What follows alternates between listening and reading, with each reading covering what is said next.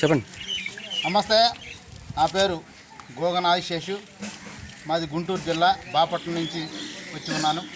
300 కిలోమీటర్లలో ఈ బండి మీదే వచ్చి పవన్ కళ్యాణ్ గారిని పిఠాపురంలో మీ అందరూ ఈ రాష్ట్రంలో ఎక్కడి నుంచి వచ్చిన అన్నదమ్ముళ్ళు అక్క చెల్లెళ్ళు కానీ అదేవిధంగా జబర్దస్తిలో చేస్తున్న టీం వర్కర్స్ కానీ వాళ్ళందరూ కూడా వచ్చి చేస్తుంటే నేను కూడా వారిలో ఒక భాగంలాగా పవన్ కళ్యాణ్ గారిని గెలిపించుకోవడం కొరకు నేను ఇక్కడ పని చేయడానికి వచ్చాను. ఈరోజు పిఠాపురం మండలం జమ్ములపల్లి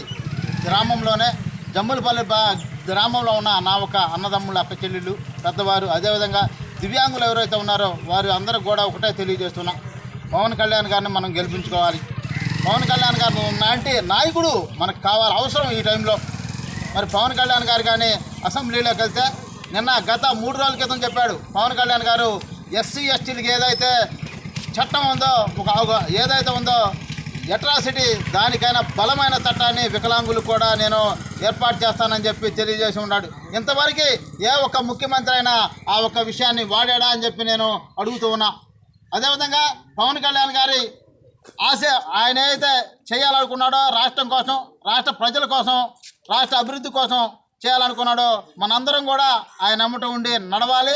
అదేవిధంగా ఆయన్ని ఒక మంచి మెజార్టీతో గెలిపించుకోవాలి పవన్ కళ్యాణ్ గారిని. అదేవిధంగా మరి ఉదయ్ శ్రీనివాస్ గారిని కూడా ఆయన కూడా గెలిపించుకొని మనందరం కూడా ఉదయ్ శ్రీనివాస్ గారిని పార్లమెంట్కి మరి అదే పవన్ కళ్యాణ్ గారిని అసెంబ్లీ తీసుకెళ్ళి వారిద్దరు గాజు గ్లాసు గుర్తు ఆ గ్లాసు గుర్తు మీద మనందరం ఓటేసి గెలిపించుకోవాలి. ముఖ్యంగా నేను తెలియజేస్తున్నా, ఈ రాష్ట్రంలో ఉన్న నా ఒక్క దివ్యాంగుల అన్నదమ్ముల అక్క చెల్లెళ్ళకి పెద్దవారికి అందరికీ తెలియజేస్తున్నా, పవన్ కళ్యాణ్ గారిని అదేవిధంగా టీడీపీ బీజేపీ కూటమిని మనం స్థాపించుకున్నట్లయితే మనకు కావాల్సిన హక్కులని మనం సాధించుకుంటామని చెప్పి మరీ తెలియజేస్తూ టీడీపీ బీజేపీ కూటమిని గెలిపించుకోవాలని చెప్పి తెలియజేస్తూ జై జనసేన, జై జనసేన, జై జనసేన, జై భీమ్, జై భీమ్, జై భీమ్, జై భీమ్, జై భీమ్, జై భీమ్.